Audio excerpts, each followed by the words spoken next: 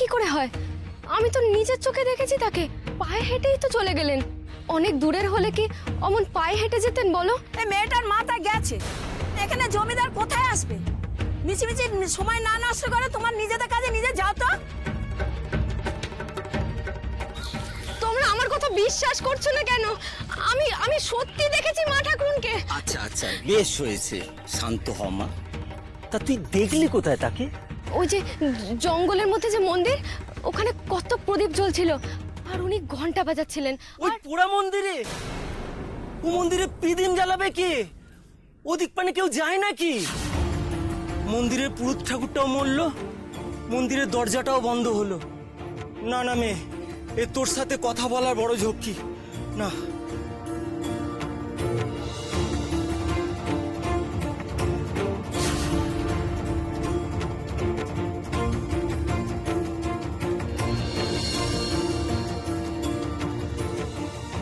মন্দিরে কেউ যায় না, পিদিম জানে না, তাহলে ও তো পিদিম। ওই মা ঠাকুর, সবই তো দেখলাম আমি, ঠিক দেখিনি। দিদি, এই দিদি, দিদি বেরিয়ে আয়, সবার মুখে ঝামা ঘষে দিয়ে আমরা বেরিয়ে যাব, চল দিদি। দেখেছো বৌমা, দেখেছো বিপদের সময় পরিবারের পাশে সবাই কেমন এসে দাঁড়ায়। এতদিন আমরা ছোট দিদি ভাইকে মিছি মিছি ভুল বুঝেছি। এক রাতে কুমু এত বদলে গেল, আশ্চর্য। তা নয়নের মা, এত বড় বড় কথা বলে যে গা ছাড়ছ, তা অলক্ষণে মেয়েকে নিয়ে কোথায় যাবে? কে ঠাই দেবে ওকে? গিন্নিমা বোধহয় ভুলে যাচ্ছেন, মা বিশালাক্ষীর দয়ায় পুরো পৃথিবীটাই আপনাদের জমিদারি নয়। এত বড় পৃথিবীর কোথাও না কোথাও একটা ভালো মানুষকে পাবো না? কিছু মানুষ তো নিশ্চয়ই থাকবে গিন্নিমা, যারা আমার নয়নকে কাছে টেনে নেবে। এতগুলো বছর ধরে মা বিশালাক্ষীর পুজো করেছি, এইটুকু মা আমার নয়নের জন্য করবেন। এত সাহস, এত সাহস তোমার নয়নের মা! তুমি আমাকে অপমান করলে। এ কি সব বলাস? হ্যাঁ, গিন্নিমার মুখে মুখে তক্ক। আপনাকে অপমান করিনি গিন্নিমা, শুধু সত্যি কথাটুকু বললাম। এতগুলো বছর ভিটের মায়া ছিল, তাই সত্যি কথা বলতে পারিনি। আজ তো আর সেই মায়াটুকু নেই। বেরিয়ে যাও এক্ষুনি, এই মুহূর্তে এখান থেকে তোমরা বেরিয়ে যাবে। তোমাদের ওই নয়নকে ডাকো, ওকে বিদায় হতে দেখে তবেই আমি আমার চক্ষু সার্থক করবো। হ্যাঁ, নয়ন কোথায়? দেখো নয়নকে, দেখো। দিদি ভাই, দিদি ভাই, বাইরে আয় দিদি ভাই, আমরা এখনই বেরোবো। বাবা, ওর জ্বরটা আবার বাড়লো না তো? বলি কি হলো কি নয়নের মা, যাবার বেলা ওরকম দরজা এটে বসে আছে কেন? আমি সাবধান করে দিচ্ছি, তোমাদের আর একটুখানি আমি সময় দেব। যদি ও বেরিয়ে না আসে, তাহলে ওকে আমি হির হির করে টানতে টানতে এখান থেকে নিয়ে যাব। ওর জ্বর ব্যাধি আমি কিচ্ছু মানবো না, কথাটা যেন মাথায় থাকে। আমি দেখছি দিদি।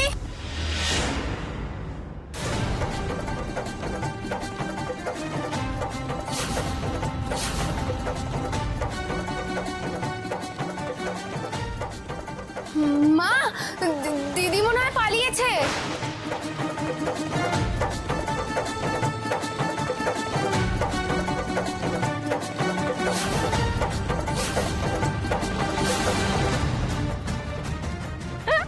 নয়ন পালিয়েছে, নয়ন পালিয়েছে গো, পালিয়েছে। জয় বিশালাক্ষীর জয়।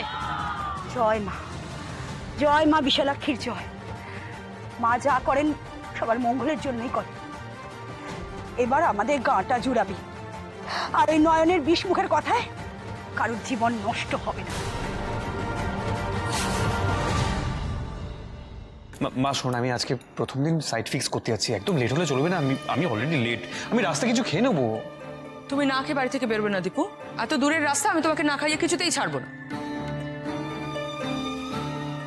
আচ্ছা ঠিক আছে, এই একটা ব্রেড আর জুস আমি এটা খেয়ে আমি বেরিয়েছি, অসুবিধা নেই। দীপু তুই কিন্তু আমার কথা শুনছিস না, আমার কথা না শুনলে কিন্তু। দাদু ভাই, মা অত করে বলছে, খেয়ে নে না। এইটুকু খেতে তোর কত সময় লাগবে? আচ্ছা তোমরা কি ভাবো বলো তো, আমি কি এখনো সেই ছোট রয়েছি নাকি? মায়ের কাছে ছেলেরা সবসময় ছোট হয় জানিস।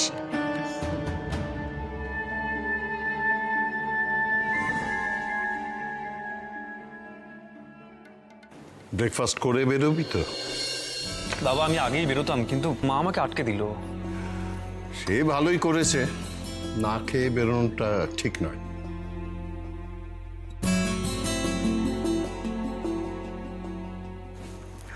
কি ব্যাপার সংযুক্তা, ছেলেকে না খাইয়ে বেরোতে দাওনি, সে ভালোই করেছো, কিন্তু তোমার মুখটা এমন দেখাচ্ছে কেন? খুব শুকনো শুকনো। রাতে ভালো করে ঘুম হয়নি নাকি?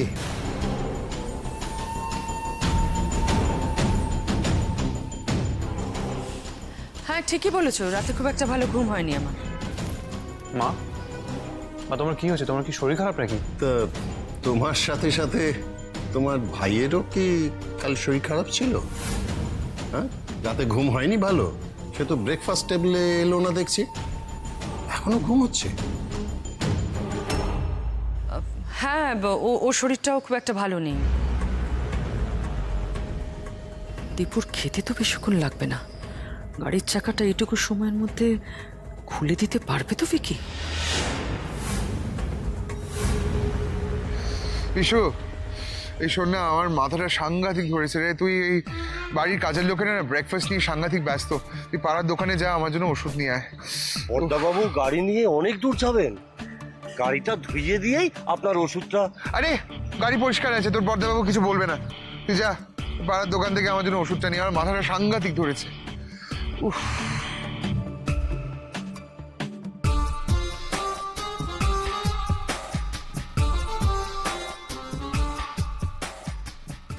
দীপুর আজকে রিসর্টের জন্য জমি দেখতে যাওয়ার কথা আছে। ওই যে মাধবপুর না কি যেন নাম, যেতে যেতে মাঝপথে যদি ওর গাড়ির চাকাটা খুলে যায়। ইস দীপ্ত, তোর মুখে মামাজি ডাকটাই আর শোনা হবে না রে, প্রাণটা একদম ভরে যেত। কপালটাই খারাপ আমার একদম।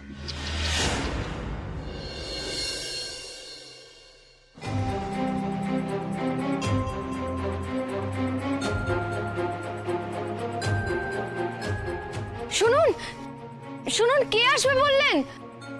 শুনুন, আপনি কি আমায় চেনেন? মা ঠাকুরন যদি এখানে নাই থাকেন, তাহলে অত রাত্রে উনি এলেন কোত্থেকে, আর গেলেনই বা কোথায়? কি হচ্ছে এটা?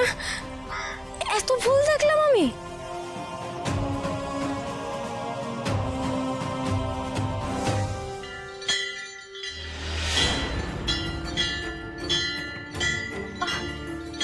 আবার ব্যথা করছে কেন?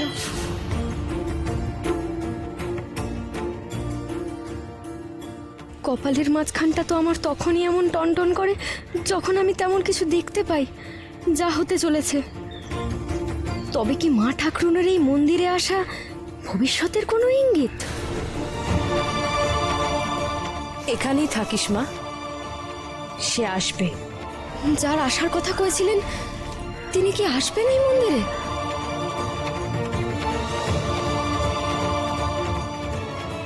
কে তিনি? মাগো, কি বোঝাতে চাইছো তুমি আমায়? নয়নকে তো কোথাও দেখতে পাচ্ছি না বাবা, কোথাও না। দিদি রে, এ তুই কি করলি দিদি? কেন আমাদের ছেড়ে চলে গেলি? আমি যদি একটিবার টের পেতাম, চেপে ধরে রাখতাম, কোথাও যেতে দিতাম না। আমি এখন কার সাথে মনের কথা বলবো? দিদি রে। হে মা বিশালাক্ষী, এ তুমি কি করলে? দিদিভাই কি সত্যি সত্যি চলে গেল? কেন তুমি যেতে দিলে? দিদি, বাবা বাবা, নয়নের খান্দু শাড়িও তো দেখতে পাচ্ছি না। বাবা বাবা বাবা, সে তো একেবারে গুলছে নিয়ে গেছে গো। যাক বাবা, আপদ বিদে হয়েছে, আর চিন্তা নেই। কাকিমা চলো এবার ঘরে ফিরে চলো। বাবা বাবা আশেপাশে একটু খুঁজে দেখলে হয় না? কোনো দরকার নেই, কোনো দরকার নেই নয়নের মা, খোঁজাখুঁজির আর দরকার নেই। একটা ভালো কথা বলছি শোনো, ওই মেয়ে পালিয়ে গিয়ে তোমাদের বাঁচিয়ে দিয়ে গেছে। হ্যাঁ গো, যদিও একটু আগে ওই অলক্ষণে মেয়ের জন্য অনেক বড় বড় কথা বলছিলে আমাকে, তাও তোমাদের আমি ক্ষমা করে দিলাম। আর ওই মেয়েকে খুঁজে লাভ নেই, আর তোমাদেরও গা ছাড়া করতে হবে না। চলো গো তোমরা সবাই।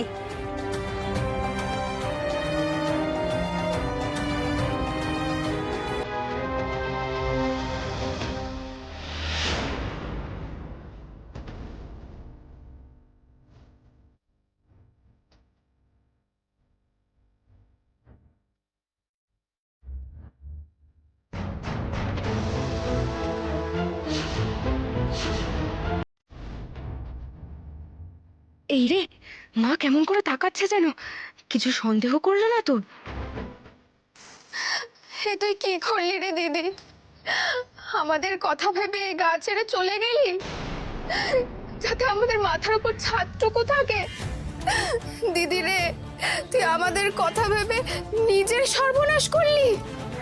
বেশ, তুই যখন এটাই চাস তাই হবে, আমরা এখানেই থাকবো, এই ভিটে ছেড়ে কোথাও যাব না। তুই যেখানেই থাকিস ভালো থাকিস রে দিদি।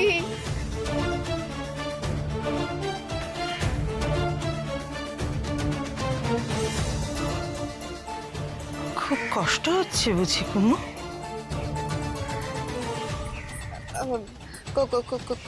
কষ্ট হবে না মা, দিদি তো আমাদের ভালোর জন্যই মাঝরাতে বাড়ি মাঝরাতে বেরিয়েছে না ভোর রাতে গেছে নয়ন, সেটা তুই জানলি কি করে কুমু?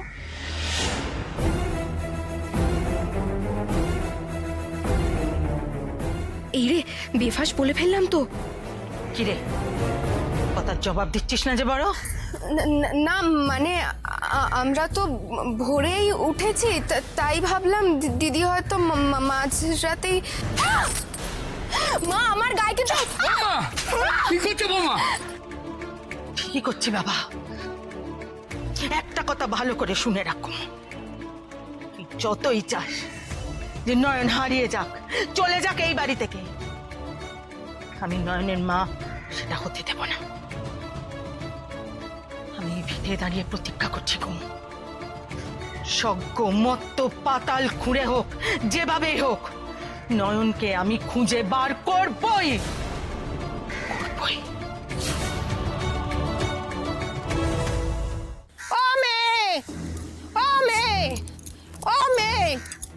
লোকে তো তোমার কথা শুনলেনি, সত্যি কি তুমি মন্দিরে প্রদীপ জ্বলতে দেখেছো? হ্যাঁ গো মাসি, মিছে কথা কয়ে আমার কি লাভ বলো? কাল খুব ঝড় উঠলো, তখনই শুনলাম ঘন্টার আওয়াজ।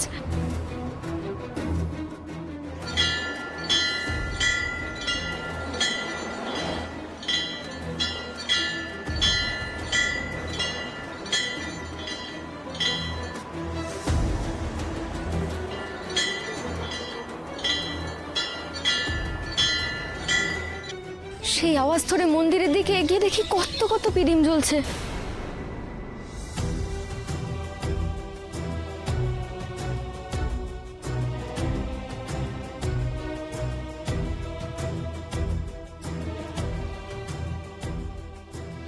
বিশ্বাস করো আমার কথা, মা বিশালাক্ষীর দোহাই।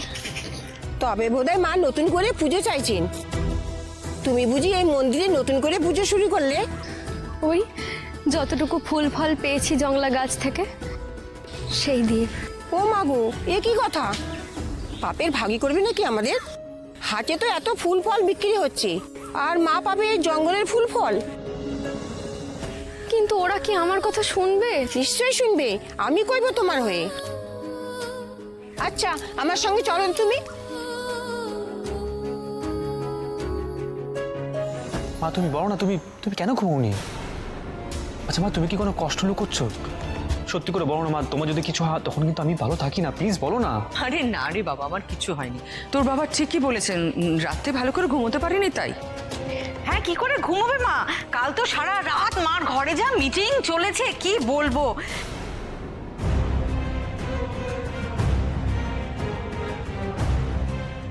সে 1টা বাজতে চললো, 2টো বাজতে চললো, 3টে বাজতে চললো, মিটিং শেষই হয় না। যাকে বলে একেবারে লম্বা ম্যারাথন মিটিং। আমি তো ভাবলাম সকালবেলা কেউ খেতেই আসবে না, কিন্তু ভাগ্যিস সবাই খেতে এসেছে। একেই বলে মিটিং এর ব্রেকে ব্রেকফাস্ট।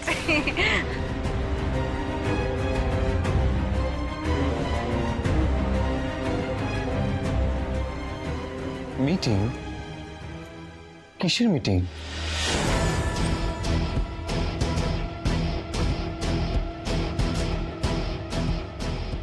কি প্ল্যান করেছো? না এক্ষুনি তো বলছিলে। হ্যাঁ তাই তো, আমি যখন ঘরে গেলাম তখন তো সবাই ছিল, সবাই তো জেগেছিল। আর মা তুমি তো বললে যে আমাকে আমাদের রিসর্টটা, মানে যে নতুন রিসর্টটা হচ্ছে সেটা ভালোর জন্য কি কি করা যায় সেটা নিয়ে তুমি মামাজির সাথে আলোচনা করছিলে। তাহলে রঙ্গনা যে কথাগুলো বলছে, কিসের মিটিং?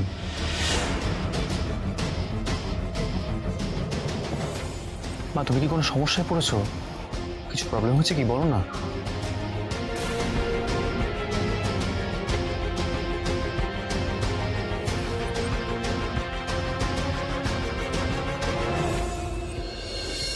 শোনো, তোমরা সবাই শোনো, এই মেয়ে মিছে কথা বলছে না। ও মন্দিরে প্রদীপ জ্বালতে দেখেছে, মা নিজে পুজো চেয়েছেন।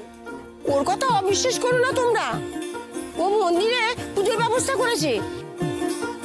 এখানে তো এত ফলমূল আছে, তাহলে মায়ের পুজো জঙ্গলে ফলমূল দিয়ে হবে কেন? আমরা সবাই থাকতে মায়ের পুজো যদি এত গাছাড়া হয়, সবাই যে পাতক হব। দাও গো দাও, ওকে পুজোর জিনিস দাও। মন্দির আবার নতুন করে সেজে উঠুক। দাও গো দাও, ওই মেয়ের কোচর ভরে দাও।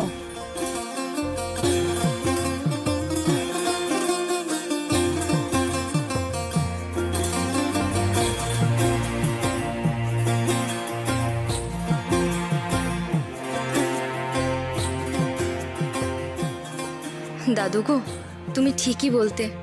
মা তার পুজোর জোগাড় নিজেই করে নেন। আর বড় সৌভাগ্য আমার যে আমার হাতেই মায়ের পুজো হবে। কাকা মাসি, তোমরা সকলে পুজোর সময় এসো কেমন? ওই মন্দিরে মাকে আর আমি একা রাখবো না। জয় মা বিশালাক্ষীর জয়।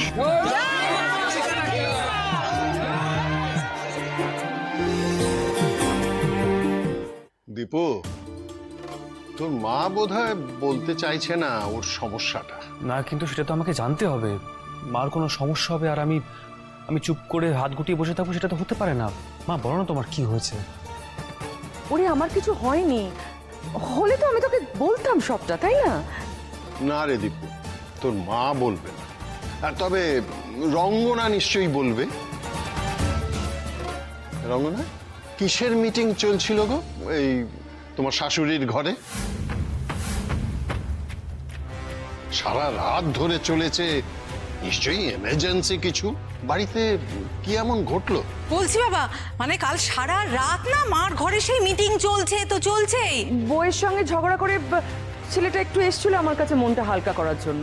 আমি তো নিজের ঘরে বুঝিয়ে সুঝিয়ে ফেরত পাঠাতেই বোর হয়ে গেল। ছেলে, বউ, মা, আপনার তো একটা ছেলেরই বিয়ে হয়ে গেছে, আর তার বউ হলাম আমি। পিকুর সাথে কালকে রাতে তো আমার কোনো ঝগড়া হয়নি মা। তার মানে পিকু কি আরেকটা বিয়ে করলো? আরেকটা বউ নিয়ে এসছে ও? কি সর্বনাশে কথা। হ্যাঁ পিকু, কই তুমি তো আমাকে জানাওনি সে মুখপুরি কে? হ্যাঁ, আমি কিন্তু ছাড়বো না বলে দিচ্ছি। হ্যাঁ, আমি যদি গোটা লঙ্কার মুখে না পুড়ে দিই তবে আমার শান্তি নাই। দাঁড়াও আমি আমি ফোনটা ধরে নি, তারপর আমি দেখাচ্ছি আমার সঙ্গে চালাকি না। Wait wait. হ্যালো, গুরুদেব বলছেন? প্রণাম নেবেন। গুরুদেব ফোন করছেন? তাহলে বোধহয় দাদুভাই গোষ্ঠী বিচার হয়ে গেছে। হ্যাঁ, আপনি না তাড়াতাড়ি আসুন, আপনি আসলে অনেক ভালো ভালো ভোগ রান্না হয়। যত সব আজে বাজে কথা। দাও টেলিফোনটা দাও। হ্যাঁ গুরুদেব বলুন। কেন বলুন তো, কোনো সমস্যা দেখা দিয়েছে কি?